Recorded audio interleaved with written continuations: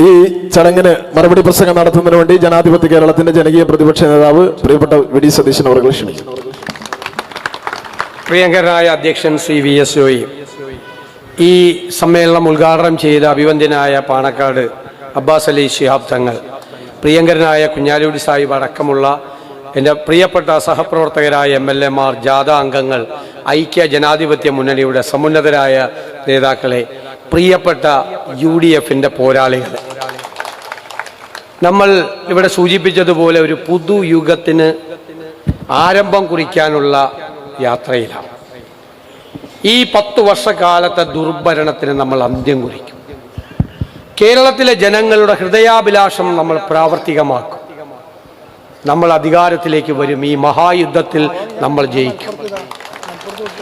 നമുക്ക് പറയാനുള്ളത്, നമ്മൾ കേരളത്തിലെ ഭരണപക്ഷം ചെയ്ത തെറ്റുകളെ, ക്രൂരതകളെ, ഈ കേരളത്തിലെ അവർ തകർത്തതിനെ, അവർ മുടിച്ചതിനെ, അതിനെയെല്ലാം നമ്മൾ ചോദ്യം ചെയ്യുകയും അത് ജനങ്ങളുടെ മുന്നിൽ വെക്കുകയും ചെയ്തു. ജനങ്ങളുടെ മനസാക്ഷിയുടെ കോടതിയിൽ ഈ സർക്കാർ വിചാരണ ചെയ്യപ്പെടും എന്ന കാര്യത്തിൽ ഒരു സംശയവും വേണ്ട. പക്ഷെ നമ്മൾക്കൊരു പ്രശ്നമുണ്ട്. നമ്മളിനി വെറും പ്രതിപക്ഷം മാത്രമല്ല, ജനങ്ങൾ ആഗ്രഹിക്കുന്ന, ജനങ്ങളുടെ സ്വപ്നം സാക്ഷാത്കരിച്ച് അധികാരത്തിലേക്ക് വരേണ്ട ഒരു മുന്നണിയാണ്. ഈ ഗവൺമെന്റ് എവിടെയെല്ലാം പരാജയപ്പെട്ടോ അവിടെയെല്ലാം നമുക്ക് വിജയിക്കണം. എവിടെയെല്ലാം അവർ കേരളത്തിനെ തകർത്തോ അവിടെയെല്ലാം നമുക്ക് കേരളത്തെ പുനർജനിപ്പിക്കണം.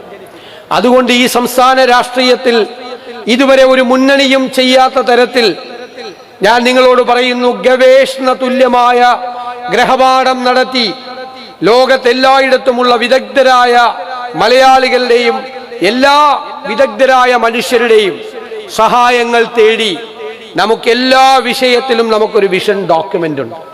നമുക്ക് കൃത്യമായ പദ്ധതികളുണ്ട്. നിങ്ങൾ തെറ്റിദ്ധരിക്കരുത്, ഇത് മാനിഫെസ്റ്റോ ഒന്നുമല്ല. മാനിഫെസ്റ്റോ ഒക്കെ കുറെ നാളുകൾ കൊണ്ട് പലരും അതിന്റെ വിശ്വാസ്യത തകർത്തു. ഇത് സമഗ്രമായ പ്രോജക്റ്റുകളാണ്. നമുക്കറിയാം, അടുത്ത മാസം പിണറായി വിജയൻ അധികാരത്തോട് സലാം പറയും. അദ്ദേഹം ഇറങ്ങിപ്പോകുമ്പോൾ നിങ്ങൾ തിരിച്ചറിയണം, 6 ലക്ഷം കോടി രൂപയുടെ കടബാധ്യത നിങ്ങളുടെ തലയിൽ കെട്ടിവെച്ചിട്ടാണ്, മലയാളിയുടെ തലയിൽ കെട്ടിവെച്ചിട്ടാണ് അദ്ദേഹം ഇറങ്ങിപ്പോകുന്നത്. ഒരു നാടിന്റെ ഏറ്റവും പ്രധാനപ്പെട്ട നട്ടൽ എന്ന് പറയുന്നത് അതിന്റെ സമ്പദ് വ്യവസ്ഥയാണ്. ആ നട്ടൽ ഒടിച്ചിട്ടാണ് ഇവർ പോകുന്നത്. തകർത്ത് തരിപ്പണമാക്കിയിട്ടാണ് ഇവർ പോകുന്നത്. ഞാൻ പറയുന്നു, ഖജനാവിൽ പൂച്ച പറ്റി കിടക്കുകയാണ് എന്ന് നമ്മൾ പറഞ്ഞത് യാഥാർത്ഥ്യമാണ്. അവിടെ ഒന്നുമില്ല. പക്ഷേ നമുക്ക് ഇവര് തകർത്തിട്ട ഈ കേരളത്തിന്റെ സമ്പദ് വ്യവസ്ഥയെ പുനർജനിപ്പിക്കാൻ ഐക്യ ജനാധിപത്യ മുന്നണിക്ക് പദ്ധതികളുണ്ട്. കൃത്യമായ ധനകാര്യ മാനേജ്മെന്റ്, തന്ത്രപൂർവമായ നികുതി സംവിധാനങ്ങൾ പരിഷ്കരണം, ഖജനാവിന്റെ ചോർച്ചയടയ്ക്കൽ, നമ്മുടെ സമ്പദ് വ്യവസ്ഥയെ ഷൂട്ടപ്പ് ചെയ്യാൻ കഴിയുന്ന തരത്തിൽ അതിന് ഉത്തേജകം കൊടുക്കാൻ പറ്റുന്ന രീതിയിലുള്ള പദ്ധതികൾ നമ്മൾ വളരെ പെട്ടെന്ന് ഇവര് തകർത്തിട്ട കേരളത്തിലെ സമ്പദ് വ്യവസ്ഥയെ മികച്ച സമ്പദ് വ്യവസ്ഥയാക്കി മാറ്റും. ഖജനാവിൽ നമ്മൾ പണം നിറയ്ക്കും, വരുമാനമുണ്ടാക്കും. ആ വരുമാനമുണ്ടാകുമ്പോൾ കേരളത്തിലെ പാവപ്പെട്ടവനെ, സാധാരണക്കാരനെ, ഇടത്തരക്കാരനെ ഹൃദയത്തോട് ചേർത്ത് നിർത്തി അവന്റെ കണ്ണീര് തുടച്ച് അവന്റെ സങ്കടങ്ങൾ മാറ്റി അവന്റെ ജീവിത നിലവാരം ഉയർത്തുന്ന പദ്ധതികൾ കൊണ്ടുവരും. നമ്മൾ കേരളത്തിന്റെ മുഖച്ഛായ മാറ്റും. നമ്മൾ പറഞ്ഞു, ആരോഗ്യ കേരളം വെന്റിലേറ്ററിലാണ്. ഞങ്ങളെല്ലാം നിയമസഭയിൽ സംസാരിക്കുന്നതാണ്, ശരിയാണ്. കേരളം തകരുകയാണ്. ഞങ്ങൾ എന്ത് ചെയ്തു? ഞങ്ങൾ 5-8 മാസം മുൻപ് ഒരു ഹെൽത്ത് കമ്മീഷനെ നിയമിച്ചു. 300 ഡോക്ടർമാരെ പങ്കെടുപ്പിച്ച്, വിദേശങ്ങളിലുള്ളവരെ പോലും പങ്കെടുപ്പിച്ച് ഞങ്ങളൊരു ഹെൽത്ത് കോൺക്ലേവ് നടത്തി. ആ കമ്മീഷൻ 600-ലധികം ഡോക്ടർമാരുമായി ചർച്ച ചെയ്തു. കേരളത്തിന്റെ ചരിത്രത്തിൽ ഇന്നേവരെ ഇല്ലാത്ത തരത്തിൽ ഭാവി ആരോഗ്യ കേരളത്തെ സംബന്ധിക്കുന്ന ഒരു വിഷൻ ഡോക്യുമെന്റ് ഞങ്ങൾ ഇന്നലെ കോഴിക്കോട് പ്രഖ്യാപിച്ചു. യൂണിവേഴ്സൽ ഹെൽത്ത് കവറേജ് ആണ്. ഒരാളും മരുന്നില്ലാതെ, ചികിത്സ കിട്ടാതെ ഇനി മരിക്കില്ല കേരളത്തിൽ. ഇന്ത്യയിൽ ഏറ്റവും കൂടുതൽ ചികിത്സാ ചെലവുള്ള 1ാമത്തെ സംസ്ഥാനം കേരളമാണ്. ആദ്യഘട്ടത്തിൽ അത് പകുതിയാക്കി നമ്മൾ കുറയ്ക്കും. 2ാം ഘട്ടത്തിൽ നമ്മൾ 1/3 അത് കുറയ്ക്കും. സ്ത്രീകൾക്കും കുട്ടികൾക്കും ഹോസ്പിറ്റൽ, ട്രൈബൽ അവർക്ക് പ്രത്യേക കെയർ, തീരപ്രദേശത്തുള്ളവർക്ക് പ്രത്യേക കെയർ. ഇത് വളരെ സമഗ്രമായൊരു പദ്ധതിയാണ്. അത് പൂർത്തിയാകുമ്പോൾ ഞാൻ കരുതുന്നു, ഉറച്ചു വിശ്വസിക്കുന്നു, ലോകരാജ്യങ്ങളിൽ നിന്നുള്ള ആളുകൾ പോലും രോഗികൾ ചികിത്സ തേടി കേരളത്തിലെത്തുന്ന ആരോഗ്യ കേരളം ഡെസ്റ്റിനേഷൻ പോയിന്റായി മാറും. ഒരു സംശയവും വേണ്ട. നമ്മുടെ കുഞ്ഞുങ്ങൾ 40-50 ലക്ഷം രൂപ മുടക്കി കിടപ്പാടം പണയപ്പെടുത്തി വിദേശത്ത് പോകുന്നു പ്രോഗ്രാമുകൾ പഠിക്കാൻ യൂണിവേഴ്സിറ്റികളിൽ. ഞാൻ നിങ്ങളോട് പറയുന്നു, UDF വരുമ്പോൾ അവർ ജർമ്മനിയിലും കാനഡയിലും UK-യിലും ഓസ്ട്രേലിയയിലും പോയി യൂണിവേഴ്സിറ്റികളിൽ പഠിക്കുന്ന പ്രോഗ്രാമുകൾ ഈ കേരളത്തിലെ യൂണിവേഴ്സിറ്റികളിൽ നമ്മൾ ആരംഭിക്കും. അവർ പുറത്തു വരുമ്പോൾ 2 ഓപ്ഷനാണ് അവർക്ക്. ഒന്ന് തൊഴിൽ, ഒന്ന് സംരംഭം തുടങ്ങാൻ. ഇതിനുള്ള എല്ലാ സപ്പോർട്ടും ഗവൺമെന്റ് നൽകുന്ന, കേരളം ഇന്നുവരെ കാണാത്ത സമഗ്രമായ ഒരു തൊഴിൽ സംരംഭ പദ്ധതി ഈ യാത്ര തിരുവനന്തപുരത്ത് എത്തുന്നതിന് മുമ്പ് നമ്മൾ അവതരിപ്പിക്കും. കാർഷിക മേഖലയിൽ സമഗ്രമായ പാക്കേജ്, കാർഷിക വൃത്തിയിൽ നിന്ന് ആളുകൾ പിൻവാങ്ങാതിരിക്കാൻ അവർക്ക് ന്യായമായ വേതനം കൊടുക്കുന്ന കാര്യങ്ങൾ, വ്യവസായ രംഗത്തിന് പ്രത്യേക പദ്ധതികൾ. ഇതെല്ലാം കൂടാതെ നമുക്ക് സ്വപ്നതുല്യമായ ചില പദ്ധതികളുണ്ട്. കേരളത്തിന്റെ തീരപ്രദേശം എന്ന് പറയുന്നത് 600 കിലോമീറ്ററാണ്. കടലാണ്, പ്രകൃതിയുടെ വരദാനമാണ്. 2 ഇന്റർനാഷണൽ സീപോർട്ടുകൾ ഉണ്ട്, വിഴിഞ്ഞവും കൊച്ചിയും. ഒരു കണ്ടെയ്നർ ടെർമിനൽ ഉണ്ട് കൊച്ചിയിൽ. 17 മിനി പോർട്ടുകളുണ്ട്. നമ്മുടെ ഈ പദ്ധതി മാരിടൈം എക്സ്പേർട്സും ഷിപ്പിംഗ് എക്സ്പെർട്സ് കൂടി തയ്യാറാക്കിയ പദ്ധതി നമ്മുടെ സ്വപ്ന പദ്ധതിയാണ്. ഇതിനെല്ലാം സംയോജിപ്പിച്ച് നമ്മൾ മിഷൻ സമുദ്ര എന്ന പേരിൽ കോസ്റ്റൽ ഷിപ്പിംഗ് ആരംഭിക്കുക. ഈ റോഡിലൂടെ പോകുന്ന ചരക്കുകളുടെ 70-75% ഇതിന്റെ 4/1 ചെലവിൽ കടലിലൂടെ പോകും. രണ്ടാമത്തെ ഘട്ടത്തിൽ ക്രൂയിസ് ഷിപ്പിംഗ് പാസഞ്ചേഴ്സ് കൊണ്ടുവരും. യൂറോപ്പിലേ ഉള്ളൂ, ഇപ്പോ ഇന്ത്യയിലില്ല, യൂറോപ്പിലുള്ളത്. 3-ാം ഘട്ടത്തിൽ നദികളെ കൂടി സംയോജിപ്പിച്ച ഏറ്റവും വലിയ ടൂറിസം പ്രോജക്റ്റ് കൊണ്ടുവരും. ടൂറിസം എന്ന് പറയുമ്പോൾ ചിരിക്കുന്നുണ്ട്. കാരണം ഇന്ന് കേരളത്തിൽ ഡൊമസ്റ്റിക് ടൂറിസത്തിൽ ഏറ്റവും കൂടുതൽ ടൂർ പോകുന്ന ആളുകളുള്ള ജില്ല മലപ്പുറം. പണ്ട് ഞങ്ങളുടെ എറണാകുളമായിരുന്നു. ഇപ്പൊ എവിടെ പോയാലും മലപ്പുറംകാരാണ്. ഏത് ഡെസ്റ്റിനേഷനിൽ പോയാലും, വയനാട്ടിൽ പോയാൽ, ബേക്കലിൽ പോയാൽ, കോവളത്ത് പോയാൽ, കുമരകത്ത് പോയാൽ ഒക്കെ മലപ്പുറംകാരാണ്. അപ്പൊ ഒന്ന് ചിരി വന്നു. ടൂറിസം പ്രോജക്റ്റ് വളരെ വലിയൊരു ടൂറിസം പ്രോജക്റ്റ് കൂടിയാക്കി മാറ്റി. സിംഗപ്പൂർ പോലെ, സിയാറ്റിൽ പോലെ കേരളത്തെ ഒരു തുറമുഖ നഗരമാക്കി മാറ്റി കേരളത്തിന്റെ സമ്പദ് വ്യവസ്ഥ ഉയർത്താൻ വേണ്ടിയിട്ടുള്ള പദ്ധതികളാണ്. ഇനിയും കുറെ പദ്ധതികളുണ്ട്. പക്ഷെ ഞാനിവിടെ നിർത്തുന്നു, സസ്പെൻസാണ്. ഈ ജാഥ തിരുവനന്തപുരത്ത് എത്തുന്നതിന് മുമ്പ് ഇതുപോലെ നിരവധിയായ പദ്ധതികൾ സമഗ്രമായി തയ്യാറാക്കി. ഞാൻ നിങ്ങളോട് പറയുന്നു, സാമ്പത്തികമായ കാര്യം, പാരിസ്ഥിതികമായ കാര്യം, സാങ്കേതികമായ കാര്യം, സോഷ്യൽ ഇമ്പാക്ട്, ഇതെല്ലാം പരിശോധിച്ചിട്ട് തയ്യാറാക്കുന്ന പദ്ധതികളാണ്. നമ്മുടെ കുട്ടികൾ ഇവിടെ നിൽക്കട്ടെ. വരാനിരിക്കുന്ന തലമുറകൾക്ക് കൂടി ഒരു നല്ല കേരളം ഉണ്ടാകണം. ഇന്ത്യയിലെ 1-ാമത്തെ സംസ്ഥാനമാക്കി UDF കേരളത്തെ മാറ്റും. ഞങ്ങൾ എല്ലാവരും ഒരു ടീമായി നിന്ന് വർക്ക് ചെയ്യുകയാണ്, കഠിനാധ്വാനം ചെയ്യുകയാണ്. ഒരു പുതിയ കാലത്തിന്റെ യുഗപ്പിറവിയാണ്. ഇനിയും ഞാൻ നിങ്ങളോട് പറയുന്നു, കേരളം പുറകിലേക്ക് നടക്കില്ല. കേരളം ഇനി മുന്നോട്ട് കുതിക്കും. ഇന്ത്യയിലെ 1-ാമത്തെ സംസ്ഥാനമാക്കി നമ്മൾ ഈ കേരളത്തെ മാറ്റുക തന്നെ ചെയ്യും.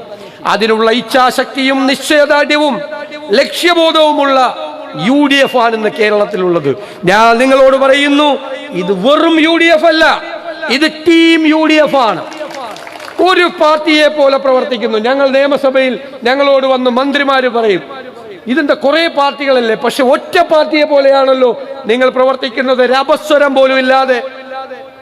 ഈ ടീം UDF ഇന്ത്യയിലെ മുന്നണി രാഷ്ട്രീയത്തിന് മാതൃകയാണ്. ഇന്ത്യയിലെ മുന്നണി രാഷ്ട്രീയത്തിന് എങ്ങനെയാണ് മുന്നണി രാഷ്ട്രീയം എന്നുള്ളത് ഈ രാജ്യത്തിന് മാതൃകയായി ഞങ്ങൾ പ്രവർത്തിക്കും. എല്ലാ കാര്യങ്ങളും ചെറിയ കക്ഷികളും വലിയ കക്ഷികളും കൂടിയാലോചനകൾ നടത്തിയിട്ടാണ്. ഞങ്ങൾ നിയമസഭയിൽ പോകുമ്പോൾ ഞങ്ങൾ രാവിലെ അവിടെ 8:30 ഞങ്ങൾ തീരുമാനിച്ച് പുതിയതായി വരുന്ന അംഗങ്ങളുടെ കൂടി അഭിപ്രായം കേട്ടിട്ടാണ് ഞങ്ങൾ ഓരോ കാര്യം ചെയ്യുന്നത്. കൂടിയാലോചനകൾ വഴി, ഈ നാടിന്റെ ഭാവിയെ കുറിച്ചുള്ള ചർച്ചകൾ വഴി എല്ലാ കാര്യത്തിലും ഒരുമിച്ചാണ് പോകുന്നത്. ഹയർ എഡ്യൂക്കേഷന്റെ കോൺക്ലേവ് നടത്തി, ഇൻഡസ്ട്രിയുടെ കോൺക്ലേവ് നടത്തി, ഒരു പ്രതിപക്ഷവും ചെയ്യാത്ത തരത്തിലുള്ള തയ്യാറെടുപ്പുകൾ നടത്തിയിട്ടാണ് വരുന്നത്. ഇവരെന്താ ചെയ്യുന്നത്? അവര് വർഗീയത ചർച്ച ചെയ്യുന്നു. വർഗീയത സംഘപരിവാറിനെ നിങ്ങൾക്കറിയാം. അവര് നാട്ടിൽ ഭിന്നിപ്പുണ്ടാക്കി വിദ്വേഷ പ്രസംഗം നടത്തി ആളുകളെ ഭിന്നിപ്പിച്ച് രാഷ്ട്രീയ മുതലെടുപ്പ് നടത്തും. അതേ പാതയിൽ കേരളത്തിലെ CPM പോകുന്നു. ഇപ്പൊ ഭൂരിപക്ഷ വർഗീയതയെ പ്രീണിപ്പിക്കുക. നേരത്തെ ന്യൂനപക്ഷത്തെ കബളിപ്പിക്കാൻ ശ്രമിച്ചു, അവര് തിരിച്ചടിച്ചു. നിങ്ങൾ അറിയണം, കേരളത്തിലെ മുഖ്യമന്ത്രിയാണ് ഡൽഹിയിൽ പോയി മലപ്പുറത്തെ കുറിച്ച് മോശമായ വാക്കുകൾ ഉപയോഗിച്ച് ഹിന്ദു പത്രത്തിൽ ഇന്റർവ്യൂ കൊടുത്തു. ഒരു മുഖ്യമന്ത്രിക്ക് യോജിച്ചതാണോ അത്? ഭൂരിപക്ഷ വർഗീയത ഉണ്ടാക്കാൻ വേണ്ടി BJPയുടെ ചേട്ടൻ ബാവ ഡൽഹിയിൽ ചെയ്യുന്നത് പോലെ അനിയൻ ബാവ തിരുവനന്തപുരത്തിരുന്ന് ചെയ്യുകയാണ്. എന്നിട്ട് ഇവിടെ AK ബാലൻ വന്നു. ഒരു മന്ത്രിയുണ്ട് ഈ മന്ത്രിസഭയിൽ, സജി ചെറിയാൻ. എന്താ പറഞ്ഞത്? മലപ്പുറത്ത് ജയിച്ചവരുടെ പേര് നോക്കണമെന്ന്. പച്ചയ്ക്ക് വർഗീയത പറയുക, പച്ചയ്ക്ക് വർഗീയത. അയാൾ ഇപ്പോഴും ഈ പിണറായി വിജയന്റെ എന്ത് കമ്മ്യൂണിസ്റ്റ് പാർട്ടി അവരുടെ മന്ത്രിസഭയിൽ ഇരിക്കുകയാണ്. UDFലാണ് ഒരാൾ അങ്ങനെ പറഞ്ഞതെങ്കിൽ 24 മണിക്കൂറകത്തുണ്ടാവില്ല. ഇവരിപ്പോഴും ഇരിക്കുകയാണ് ഈ പിണറായി വിജയന്റെ മന്ത്രിസഭയിൽ. ഇവരൊരു ഇടതുപക്ഷവുമല്ല, ഒരു കമ്മ്യൂണിസ്റ്റും അല്ല, ഇവര് തീവ്ര വലതുപക്ഷമാണ്. വർഗീയതയുടെ വഴിയിൽ സഞ്ചരിക്കുന്നു. ഞങ്ങൾക്കൊന്ന് പറയാനുണ്ട് വർഗീയവാദികളോട്. UDF ഉണ്ട് കേരളത്തിൽ. ഞങ്ങൾ ഭൂരിപക്ഷ വർഗീയതയെയും ന്യൂനപക്ഷ വർഗീയതയെയും ഞങ്ങൾ ഒരുപോലെ എതിർക്കും. വിട്ടുവീഴ്ചയില്ല. ഒരാളും ഏത് കൊലകൊമ്പനും കേരളത്തിൽ വർഗീയത പറയാൻ വരണ്ട. ആര് പറഞ്ഞാലും ഞങ്ങൾ അതിനെ എതിർക്കും. അതിനുള്ള ചങ്കൂറ്റവും ആർജവവും കേരളത്തിലെ UDFിനുണ്ട്. ഇനി തെരഞ്ഞെടുപ്പ് പാരമ്യത്തിൽ നിൽക്കുമ്പോൾ ആരെങ്കിലും വോട്ട് വാങ്ങി കാണിച്ച് നമ്മളെ പേടിപ്പിക്കാൻ വന്നാൽ അതും വേണ്ട, അതും വേണ്ട, അതും വേണ്ട. അതിലും കോംപ്രമൈസ് ചെയ്യില്ല, അതൊന്നും കോംപ്രമൈസ് ചെയ്യില്ല. നമുക്ക് നമ്മുടെ, ഞാൻ പറഞ്ഞല്ലോ, പിണറായി വിജയനും VD സതീശനും ഒക്കെ ഇനി കുറച്ച് നാൾ കൂടി ഉണ്ടാവും. പിന്നെ ഓർമ്മയാവും, പിന്നെ ഓർമ്മയിൽ പോലും ഉണ്ടാവില്ല. പക്ഷെ നമ്മുടെ കേരളം അപ്പോഴും ഉണ്ടാകും. നമ്മുടെ മക്കളും കൊച്ചുമക്കളും ഉണ്ടാകും. അവര് ജീവിക്കുന്ന കേരളത്തിൽ അവരെ തമ്മിലടിപ്പിച്ച് ഭിന്നിപ്പിക്കാൻ ആരെങ്കിലും ശ്രമിച്ചാൽ നമ്മൾ ജീവിച്ചിരിക്കുമ്പോൾ നമ്മൾ അതിന് സമ്മതിക്കില്ല. അതാണ് UDFന്റെ നിലപാട്, ശക്തമായ നിലപാട്. ഇന്ത്യയിൽ ഏറ്റവും അതിശക്തമായി നമ്മൾ കേരളത്തിൽ ഈ നിലപാടെടുക്കുകയാണ്. നമ്മുടെ കേരളത്തിന് വേണ്ടി വർഗീയത പറയാൻ വന്നാൽ നമ്മൾ ഒറ്റക്കെട്ടായി തോളോട് തോളുരുമി നിന്ന് ഞങ്ങളെ ഭിന്നിപ്പിക്കാൻ ഒരാളും വരണ്ട എന്ന് ഉറക്കെ വിളിച്ചു പറയാൻ നമുക്ക് കഴിയും. ഒരു സംശയവും നമുക്ക് വേണ്ട. ഞാൻ കരുതുന്നു ഈ നിലപാട് കേരളത്തിലെ മതേതര കേരളം ഇരു കൈകളും നീട്ടി അവരുടെ ഹൃദയത്തിലേക്ക് സ്വീകരിക്കും. ഈ തെരഞ്ഞെടുപ്പ് കഴിയുമ്പോൾ നിങ്ങൾ നോക്കൂ, ജാതി മത വർഗ വ്യത്യാസങ്ങൾക്ക് അപ്പുറമായി UDFനെ തിരിച്ചു കൊണ്ടുവരാൻ കേരളം, മതേതര കേരളം ഒറ്റക്കെട്ടായി നിൽക്കും. അതിന് അവർക്ക് കൊടുക്കാനുള്ള വാക്ക് ഗുഡ് ഗവേണൻസ് ആണ്. ഗുഡ് ഗവേണൻസ്, സദ്ഭരണം കേരളത്തിൽ ഉണ്ടാകും. കേരളത്തിന് മാറ്റമുണ്ടാകും. നമുക്ക് വരാനിരിക്കുന്ന തലമുറയ്ക്ക് കൂടിയുള്ള കേരളമാണ്. ഒരു ദോഷവും വരുത്താതെ കൊണ്ടുപോകും. എല്ലാത്തിനെയും മാറ്റി നിർത്തും. ഇവരിപ്പോൾ പ്രഖ്യാപനങ്ങൾ നടത്തിയാണ്. ഞാൻ പറഞ്ഞല്ലോ, ഖജനാവിൽ പൂച്ച വെറ്റി കിടക്കുന്ന ആളുകൾ എന്ത് പ്രഖ്യാപനം നടത്തിയിട്ട് എന്താ കാര്യം? എല്ലാം തട്ടിപ്പുകളാണ്. 2021 പാവപ്പെട്ട ആളുകളെ പറ്റിച്ചു. സാമൂഹ്യ സുരക്ഷാ പെൻഷൻ 1600 രൂപ 2500 ആക്കുമെന്ന് പറഞ്ഞു. 4.25 കൊല്ലം ഒരു ചില്ലിക്കാശ് കൂട്ടിയില്ല. പാവങ്ങൾ വോട്ട് ചെയ്ത് കുറെ പേര് ഇവര് ചെയ്യുമെന്ന് വിചാരിച്ചു, ചില്ലിക്കാശ് കൂട്ടിയില്ല.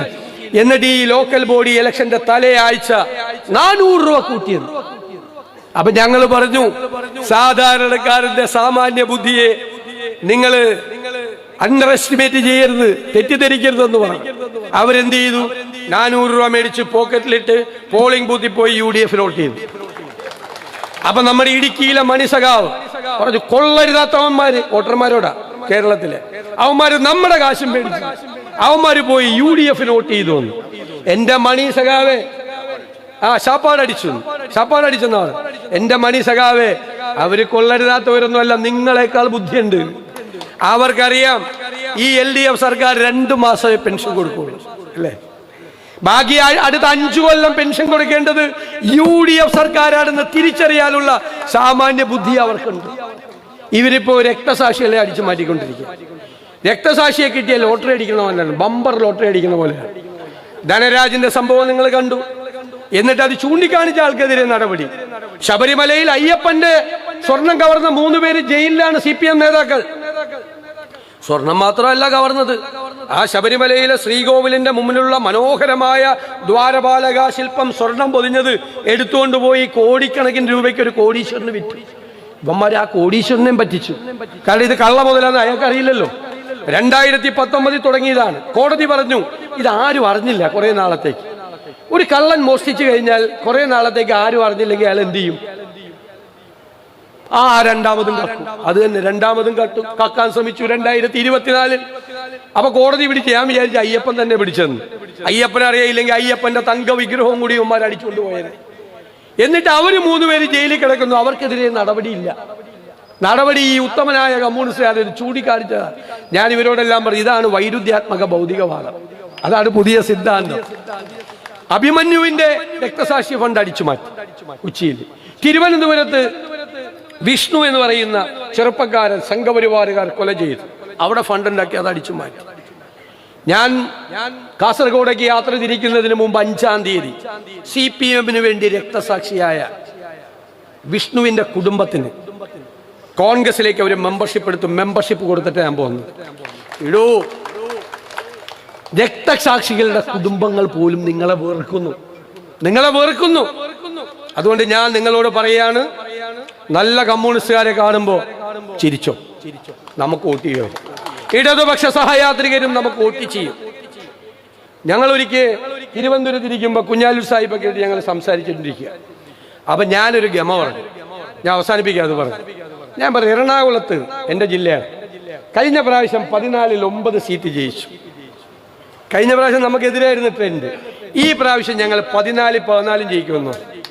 അപ്പൊ കുഞ്ഞാലി സാഹിബ് അനിൽകുമാറിന്റെ മുഖത്തേക്ക് നോക്കി. അനിൽകുമാർ അടുത്തിരിക്കുന്നുണ്ട്. ഇവര് തമ്മിൽ എന്തോ സ്വകാര്യം പറഞ്ഞു. അപ്പൊ എന്നോട് കുഞ്ഞാലി സാഹിബ് അതായിക്കോട്ടെ, നല്ല കാര്യമാണ്. ഒരു കാര്യം ഞാനും കൂടി പറയാം. മലപ്പുറം ജില്ലയിൽ അങ്ങനെയാണെങ്കിൽ ഞങ്ങൾ 16-ൽ 16 സീറ്റ് ജയിക്കും. അദ്ദേഹത്തിന്റെ വാക്ക് നിങ്ങൾ ഏറ്റെടുക്കുകയല്ലേ? ഉറപ്പല്ലേ? മലപ്പുറത്ത് ഞാൻ പറയുന്നു, നമ്മുടെ ടീം UDF 100-ലധികം സീറ്റുമായി കേരളത്തിൽ അധികാരത്തിലേക്ക് തിരിച്ചു വരുമ്പോൾ മലപ്പുറം ജില്ലയിൽ ഐക്യ ജനാധിപത്യ മുന്നണിയുടെ കോട്ടയിൽ 16-ൽ 16 സീറ്റും നേടിയെടുക്കും എന്ന നിങ്ങളുടെ ഉറപ്പ് ഞാൻ എൻ്റെ ഹൃദയത്തിലേക്ക് എടുത്തുകൊണ്ട് നന്ദി പറയാൻ വാക്കുകളില്ലാതെ ഞാൻ എൻ്റെ വാക്കുകൾ ചുരുക്കും.